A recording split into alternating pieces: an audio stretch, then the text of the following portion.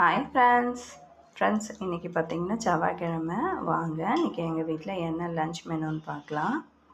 First ஆவி பறக்க சோறு, அதுக்கு மேலே நான் என்னென்னா ரசம் ரசம் வச்சுருக்கேன். அதுக்கப்புறமா பீட்ரூட் பொரியல். இந்த பீட்ரூட் பொரியலுக்கும் ரசத்துக்கும் சூப்பர் காம்பினேஷன். ட்ரை பண்ணாதவங்க கண்டிப்பாக ட்ரை பண்ணி பாருங்கள். அதுக்கப்புறம் அப்பளம், அதுக்கப்புறமா ஊறுகாய் தான் ஃப்ரெண்ட்ஸ். இது என்ன ஊறுகான்னு பார்த்தீங்கன்னா ஜாதிக்காய்.